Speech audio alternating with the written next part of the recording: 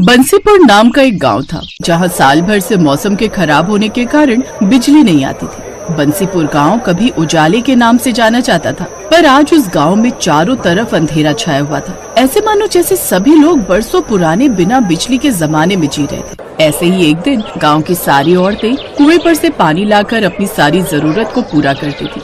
ऐसे ही एक दिन थक गई रे, मैं तो साल भर से इस कुएं से पानी खींचते हुए परेशान हो गई। अब ना खींचता मुझसे इस कुएं से पानी, मेरे तो कमर में दर्द रहने लगा। अब दर्द हो या कुछ भी हो बहन, घर के काम तो सारे करने ही पड़ेंगे। ये भी कुआं है जिसको एक साल पहले कोई देखता तक नहीं था, और आज देख लो इस कुएं की कितनी अहमियत है। सही कह रही हूँ बहन, जब से गांव की बिजली गई है इस कुएं ने अपनी अहमियत बता दी है, और बिजली न आने से सारी बिजली से चलने वाली चीज बंद पड़ी है। बस काम में आ रहा है तो बस ये कुआं। काश उस दिन गांव में वो तेज तूफान और आंधी ना आई होती जिस वजह से तार टूटकर बिजली का ट्रांसफार्मर ना पुकता, तो आज हमारे गांव में भी बिजली होती। ऐसे सब मिलकर अपने बिना बिजली वाले गांव की दुख दर्द पीड़ा एक दूसरे को सुनाने लगती हैं, और कुछ देर बाद सब अपने घर चली जाती हैं। एक दिन नंदिनी कुएं से पानी लाकर घर पर कपड़े धो रही थी, तभी खुद से कहती है, हे भगवान, इस गर्मी में तो पूरे शरीर का पानी ही निचोड़ जाता है। पहले कुएं से पानी खींच कर लाओ और फिर हाथ से कपड़े धो। क्या फायदा दहेज में वॉशिंग मशीन मिलने का, इसको तो अब मैं बेच ही दूंगी। ऐसे ही एक दिन अंजना गर्मी में हाथ के पंखे से हवा कर रही थी, तभी अंजना अपनी सास से कहती है, आहा गर्मी, किस काम का ये एसी जब देखो बंद पड़ा रहता है। इसे उतरवा कर बिकवा देना बहू, बिना बिजली के गांव में इस एसी का कोई मोल नहीं है। ऐसे ही एक दिन शाम होते ही सारे गांव में गुप्त अंधेरा छा गया था, और गांव के सभी आदमी शाम को दिन ढलने से पहले ही काम पर से अपने अपने घर वापस से आ जाते हैं, क्योंकि पूरे गांव में लाइट न होने की वजह से पूरे गांव में घुप अंधेरा हो जाता है, जिससे पास खड़ा इंसान भी नहीं दिखता था। तभी रात को सुनील अपनी पत्नी से कहता है, माला, अंधेरा काफी हो गया और पास के सभी लोगों के भी दरवाजे बंद हो गए, तुम भी घर का दरवाजा लगा दो, मैं ऊपर छत पर बिस्तर कर लेता हूँ। अंधेरा होते ही सभी गांव के लोग अपने अपने घर के दरवाजे लगा लेते थे, और माला भी अपने घर का दरवाजा लगाकर मोमबत्ती के उजाले में छत पर चली जाती है, फिर बिस्तर पर जाकर लेट जाती है। जैसे ही माला की आंख लगती है तभी माला को अपने घर के दरवाजे के बजने की आवाज आती है। उसी वक्त माला अपने पति सुनील को जगाकर कहती है, अजीब, इतनी रात को हमारे घर पर कौन आया होगा? मैं देख कर आता हूँ। इतने में पड़ोस में छत पर लेटा हुआ एक आदमी कहता है, अरे सुनील भैया, रात को इस वक्त दरवाजा बिल्कुल मत खोलना, ये कोई डाकू या चोर होगा। रात को अब हमारे गांव में चोर लुटेरे भी आने लगे हैं। पड़ोसी की बात सुनकर सुनील दरवाजा खोलने के लिए नहीं जाता है। अब गांव में बिजली न होने के कारण रात के अंधेरे में 4 लुटेरों की भी आने की दहशत लोगों में फैल गई। फिर सारी रात सभी लोगों की चोर डाकू की दहशत में गुजरी। फिर एक दिन दोपहर को गांव के सारी औरतें पेड़ के नीचे बैठकर आपस में वार्तालाप कर रही थी। तभी अंजना की सास कहती है, मुझे नहीं लगता बहन अब कभी हम लोगों को बिजली नसीब होगी। धीरे धीरे आज 2 साल होने को जा रहे हैं लाइट आने की उम्मीद में, पर मुझे नहीं लगता अब कभी लाइट आएगी हमारे गांव में। अरे माँ जी, लाइट से याद आया, मैंने स्कूल में सोलर सिस्टम के बारे में पढ़ा था, उसे हम बिजली की तरह इस्तेमाल कर सकते हैं। कैसे बहू? माँ जी, ये सोलर एनर्जी यानी कि सूर्य की ऊर्जा, इसका इस्तेमाल करने से हमारे आसपास का एनवायरनमेंट अच्छा होता है, जिससे पर्यावरण को भी कोई हानि नहीं होती है। इससे हम अपनी लाइट की जरूरतों को भी पूरा कर सकते हैं। अगर कोई ऐसी चीज है जिससे हम अपने घर में लाइट की सुविधा कर सकते हैं, तो तुमने हमें पहले क्यों नहीं बताया अंजना? कैसे आएगी ये सोलर एनर्जी हमारे गाँव में? इसके लिए हम सबको अपने अपने घर की छत के ऊपर सोलर प्लांट लगवाना होगा, जो सूरज की किरणों से चार्ज होगा, और उससे हमें एनर्जी मिलेगी। ये थोड़ा महंगा जरूर होता है, पर हालातों को देखते हुए बस अब यही नजर आ रहा है। गांव की सभी औरतें सोलर पैनल लगवाने के लिए तैयार हो गई, और अगले दिन ही गांव की सभी औरतों ने अपनी अपनी छत पर सोलर पैनल लगवा लिए, जिससे गांव के कुछ घरों में बिजली आ जाती है। तभी नंदिनी अपनी सास से कहती है, माँ जी देखो, टंकी में 2 साल बाद पानी आया है। ये तो तुम सही कह रही हो बहू, पर ये सोलर पैनल हमको महंगा पड़ा है। गांव में अभी आधे से ज्यादा घर हैं जिनमें अभी लाइट नहीं थी, क्योंकि वो लोग इस सोलर पैनल का खर्चा नहीं उठा पाएंगे। ये तो आप सही कह रही हो माँ, हमारे घर तो रोशन हो गए, पर अब भी ऐसे घर हैं जो बिना रोशनी के पड़े हैं। नंदिनी और उसकी सास ऐसे बिना रोशनी के घर की बात सुनकर उदास हो जाती है, और वहीं दूसरी तरफ कमला की लड़की पिंकी कहती है, माँ हमारे गांव में बिजली आ गई है, देखो नंदिनी आंटी के घर में लाइट चल रही है। नहीं बेटी, बिजली नहीं है, नंदिनी आंटी ने सोलर पैनल लगवाए है। तो हम भी पापा से बोलकर सोलर पैनल लगवा लेते हैं। नहीं बेटी, हमारे पास इतने पैसे नहीं है जो हम सोलर पैनल लगवा सके। ऐसे ही गांव के किसी घर में लाइट आ रही थी तो किसी घर में नहीं थी। यही सिलसिला जारी रहा और एक दिन फिर से गांव की सभी औरतें उस पेड़ के नीचे बैठी थीं और आपस में बातें कर रही थीं। नंदिनी भाभी, अब तो एसी की हवा में अच्छी नींद आती होगी तुमको। तुम्हारे घर में तो लाइट आ गई और एक हम है, पूरी रात 1 मिनट को आंख नहीं लगती गर्मी के मारे। क्या मजे आ रहे हैं कमला दीदी, कर्जा लेकर लगवाया था ये सोलर पैनल, अभी तक नहीं उतरा सर से कर्जा। बड़ा ही महंगा पड़ा ये सोलर पैनल, इससे अच्छी तो हमारी लाइट ही ठीक थी। कमला और नंदिनी की बात सुनकर अंजना कहती है, मैं ये सोच रही थी क्यों ना हम लोग गांव में बिजली लाने का ही कुछ जुगाड़ करें। पर हम गांव में बिजली कैसे ला सकते हैं जब आज तक मर्द लोग इस गांव में बिजली नहीं लेकर आ सके। हम मर्द लोगों से कम है क्या? वैसे भी गांव में बिजली मर्द नहीं बल्कि हमारी शिक्षा लेकर आ सकती है। आप लोग कहो तो हम लोग कल ही बिजली दफ्तर चलते हैं और अपने गांव में बिजली ला कर दिखाएंगे। अंजना की बात सुनकर गांव की सारी औरतें राजी हो जाती हैं और अगले दिन ही गांव की सारी औरतें बिजली दफ्तर चली जाती हैं। सभी औरतों ने मिलकर सरकारी दफ्तर में जाकर बिजली की अपील की और सरकारी कर्मचारी ने अंजना को एक फॉर्म भरने के लिए दिया। इस फॉर्म को भरना है, पेन मिलेगा आपके पास? सरकारी कर्मचारी अंजना को पेन मांगते हुए देख हैरान हो जाता है और कहता है, आपको ये फॉर्म भरना आता है? जी आता है। अब आप पेन देंगे मुझे? सरकारी कर्मचारी अंजना को पेन देता है और अंजना पूरे फॉर्म को इंग्लिश में भर देती है, जिसे देख कर्मचारी भी शॉक में रह जाता है। 3 दिन बाद फिर से आना, थोड़ी और कानूनी कार्रवाई होगी। उम्मीद है सरकार आपकी मदद जरूर करेगी। और वो सारी औरतें फैसला कर लेती हैं कि वो गांव में लाइट लाकर रहेंगी। और अंत में एक दिन गांव में सरकारी कर्मचारी बिजली जोड़ने के लिए आ जाते हैं। अंजना का पति मुकेश कहता है, आखिरकार हमारी गांव की औरतों ने गांव में बिजली के तार जुड़वाए दिए और उनकी मेहनत रंग लेकर आई।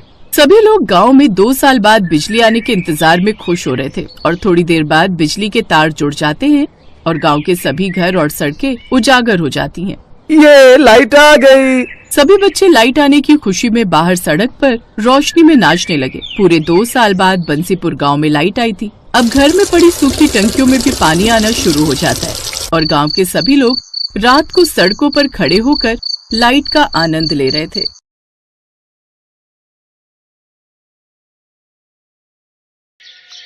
माँ जी, मैं जल्दी से कपड़े धोकर आ जाती हूँ, नहीं तो भीड़ लग जाएगी नल पर। बहू भरी गर्मी में कहाँ जाएगी कपड़े धोने? मुझे तो डर है कहीं तू बीमार न पड़ जाए। माँ जी आप जाने दो मुझे कपड़े धोने, नहीं तो फिर शांति आंटी की बहू पूरे कुनबे के कपड़े लेकर धोने बैठ जाएगी, जिससे शाम तक नंबर नहीं आएगा। ठीक है तेरी मर्जी, चली जा कपड़े धोने। रीता कपड़े लेकर नल पर धोने चली जाती है। ये कहानी है एक गरीब परिवार की जो जौनपुर गांव में रहता था। उस गांव में बिजली आने का कोई साधन नहीं था। उस परिवार में एक सास और उसकी एक बहू, एक बेटी और 2 बेटे रहते थे। बड़ा वाला बेटा उमेश गांव में रहता था, जो मेहनत मजदूरी करके अपना घर चलाता था, और दूसरा बेटा सौरभ शहर में रहता था और एक रोज वो शहर की लड़की से ही शादी कर लेता है। शादी के बाद अपने गांव में कुछ दिनों के लिए रहने आता है और जैसे ही उसकी सास अपनी छोटी बहू को देखती है, उसको घर के बाहर ही रोक देती है। ये लड़की अंदर नहीं जाएगी। पर माँ क्यों? ये बहू है आपकी।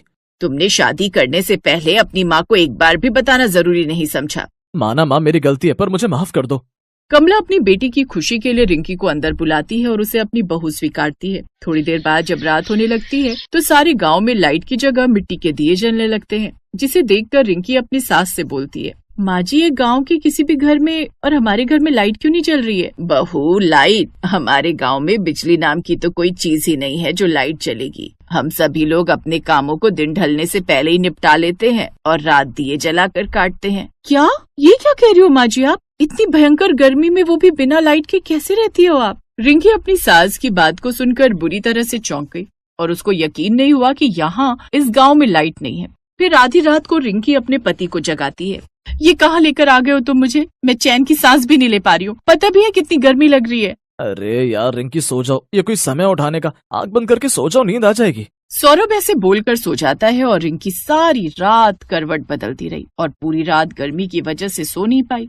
पूरा घर कैसे खर्राटे मारकर सो रहा है भरी गर्मी में। इंसान ही है ना ये सब। हे भगवान तुमने मुझे कहाँ लाकर पटक दिया। फिर अगले दिन वो अपनी सास से कहती है, माँ जी मैं सारी रात नहीं सो पाई हूँ इस गर्मी में, अब तो नहाकर ही ठंडक मिलेगी मुझे। माँ जी पानी कहाँ पर रखा है? नहाने जाना है मुझे। छोटी बहू अगर तुमको नहाना है तो हैंडपंप के नल से पानी खींच कर ले आओ और नहा लो। अपनी ननद के साथ चली जाओ, हम सब भी ऐसे ही नहाते हैं। ये सुनकर रिंकी हैरान हो जाती है और मन ही मन कहती है, हे भगवान ये कहाँ आकर फंस गई मैं। यहाँ से अच्छा तो मेरा शहर था जहाँ शावर खोलो और जितना मन करे नहाओ। थोड़ी देर बाद रिंकी नल से पानी भरकर लाती और तब आकर नहाती है। ऐसे ही धीरे धीरे रिंकी को गांव में आए हुए 3 दिन बीत गए। एक दिन रिंकी की जेठानी रीता खाना बना रही होती है और रिंकी से कहती है, सुनो देवरानी जी, जरा ये मसाला पीस कर देना। हाँ जेठानी जी, क्यों नहीं, मिक्सी कहाँ पर है? अरे देवरानी जी, आप भी कैसी बात करती हैं? हम लोग तो सिलबट्टे पर मसाला पीसते हैं। ये क्या होता है जेठानी जी? ये बिना लाइट के चलने वाला जुगाड़ है देवरानी जी। इस सिलबट्टे पर पिसे मसाले की सब्जी भी एकदम दमदार बनती है। जब रिंकी रीता को मसाले पीसते हुए देखती है कि ये क्या आफत है, पत्थरों से मसाले पीसते हैं यहाँ के लोग, छी, अभी तो पता नहीं क्या क्या देखने को मिलेगा। एक रात रिंकी के पेट में अचानक दर्द हुआ जिससे उसे पोटी आने लगी, लेकिन घर में रात को पानी भी खत्म हो गया था और नल भी दूर था। माँ जी, मेरे पेट पे बहुत तेज दर्द हो रहा है और पानी भी नहीं है घर में। माँ जी कुछ करो जल्दी से। क्या माँ जी कर रही है? किसने बोला था रात को इतना ज्यादा खाने के लिए? माँ जी जल्दी करिए, निकल जाएगी नहीं तो। यही निकल जाएगी तो एक काम कर, यहीं कर दे, और नहीं तो मेरे सर पर कर दे। ना जाने किस आफत की पुड़िया को लेकर आए है हमारी छाती पर मूंग दलने। अरे सबर कर, पानी का इंतजाम कर रही हूँ। तभी रीता पड़ोस से पानी की बाल्टी लेकर जाती है और तब इसके बाद रिंकी पॉटी करके आती है। लेकिन इन सब से रिंकी अब काफी परेशान हो गई थी और वो अब अगले ही दिन अपना बैग पैक करने लगती है। सौरभ जी, इस गांव में बिजली न होने के कितने नुकसान है। बिजली के कारण घर में मोटर नहीं लग सकती, जिस कारण पानी लाने के लिए भी हमें बाहर हैंडपंप से पानी भरना पड़ता है। कल रात को मेरे साथ इमरजेंसी हो गई। अगर मान लो मेरी जगह कोई और बच्चा या बूढ़ा होता तो उसे भी यही सब परेशानियां झेलनी पड़ती। नहीं, मैंने तो बस अब तय कर लिया कि अब मैं इस घर में और नहीं रहूंगी। मैं जा रही हूँ यहाँ से। अब चलिए आप भी यहाँ से बहुत रह लिया, हम इस गाँव के ससुराल में जहाँ बिजली का नामो निशान नहीं है। एक एक दिन मेरा किश्तों में कट रहा है। यहाँ गर्मी के मारे जान निकल रही है, ना लाइट है, ना पानी है, ना एसी है। एसी तो बहुत दूर, एक पंखा तक नहीं है। कल दिन निकलते ही हम शहर चलेंगे। देखो रिंकी, यहाँ मेरे माँ बाबूजी हैं और मैं उनके पास कुछ दिनों के लिए रहने आया। तुम मेरे लिए थोड़ा गर्मी बर्दाश्त नहीं कर सकती? अरे ये भी तो इंसान है। रह रहना, अगर मेरी खुशी के लिए कुछ दिन रह लोगी तो कोई पहाड़ नहीं टूट जाएगा। रिंकी पत्नी की खुशी के लिए गांव में बिना बिजली के रहना सीख जाती है और सबके साथ मिलजुल कर रहने लगती है। ऐसे ही एक हफ्ता गुजर जाता है और फिर एक दिन सुनीता, माँ जी देखो ना, मैंने कितने मन से पालक पनीर बनाया था, सब गर्मी के कारण खराब हो गया। काश भाभी हमारे गांव में भी बिजली होती तो एक फ्रिज होता जिससे ये रोज रोज का नुकसान नहीं होता। बेटी, इस गांव में कभी भी बिजली नहीं आने वाली। पूरी जिंदगी निकाल दी मैंने अपनी ऐसे ही। वहीं खड़ी रिंकी अपने परिवार की परेशानी देख मन ही मन ठान लेती है कि अब इस गांव में वो बिजली लाकर ही रहेगी। माँ जी, अब इस गांव में बिजली की सुविधा ला कर रहूंगी, जिससे इस गांव को और हम लोगों को बिजली के कारण होने वाली सारी परेशानी से छुटकारा मिल जाएगा। बस बस रहने दे बहू, तू इतने बड़े बड़े गांव के मुखिया यहाँ बिजली ना ला सके, तू बिजली लाएगी यहाँ। माँ जी, मैं आपसे और सभी गाँव वालों से वादा करती हूँ कि मैं इस गांव में बिजली ला कर रहूंगी। अब रिंकी बिजली विभाग के ऑफिस जाती है और इस बारे में इंक्वायरी करने लगती है। कितने समय से जौनपुर गांव में बिजली नहीं है, लोग यहाँ परेशान पड़े हुए, आखिर प्रशासन कर क्या रहा है? ए मैडम, प्रशासन जो मर्जी करे तो मैं इससे कहा, हमारी मर्जी नहीं देते उस गांव में बिजली, बोले क्या कर लोगी? बड़ी बदतमीज है आप। लेकिन डोंट वरी, मैं भी आपसे ऊपर के ऑफिसर के पास जाऊंगी, लेकिन जौनपुर गांव को बिजली दिलवा कर ही रहूंगी। ये कहकर रिंकी उस सरकारी दफ्तर से बाहर आने लगती है। तभी उसे वहाँ काम करने वाला गार्ड सबकी नजरों से बचते हुए बोलता है, रुकिए मैडम, जौनपुर गांव के लिए बिजली का प्रस्ताव तो सरकार की तरफ से कब का पास हो चुका है, लेकिन कुछ भ्रष्टाचारी अधिकारी हैं जो इस गांव में बिना कमीशन लिए बिजली पास ही नहीं कर रहे। पूरे 30 लाख की डिमांड है उनकी, और अब गांव के गरीब लोग इतना पैसा कहाँ से लाएं? लेकिन तुम्हें ये सब कैसे पता?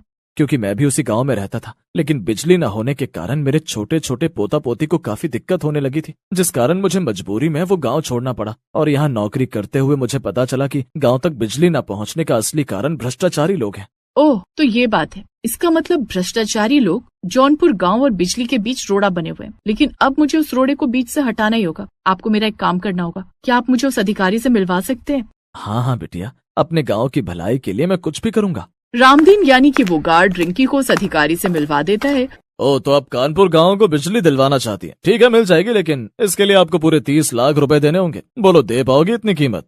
लेकिन ये तो साफ साफ तुम घूस मांग रहे हो। एक सरकारी अधिकारी को ये सब शोभा नहीं देता। ए ज्ञान की देवी, हमें तेरा ज्ञान नहीं सुनना। अगर देना ही चाहती है तो रिश्वत दो हमें, वो भी पूरे 30 लाख रुपए। रिंकी ने उसकी ये सब बातें अपने फोन में रिकॉर्ड कर ली थी। अब वो सीधा पुलिस के पास जाती है और उसे जेल में डलवा देती है। अब ये बात मीडिया में आग की तरह फैल जाती है, जिसके बाद जौनपुर में जल्दी से सरकार की तरफ से बिजली पहुंचा दी जाती है। रिंकी ने जैसा बोला था वैसा ही कर दिखाया। उसकी शिक्षा और ज्ञानता के कारण अब उस दिन से पूरे जौनपुर गांव में बिजली आ जाती है। Best buddies. Hello friends, thanks for watching this video. अगर आपको ये वीडियो पसंद आया है तो प्लीज लाइक, सब्सक्राइब, कमेंट्स करें इस वीडियो पर और हाँ, शेयर करना भी ना भूलें।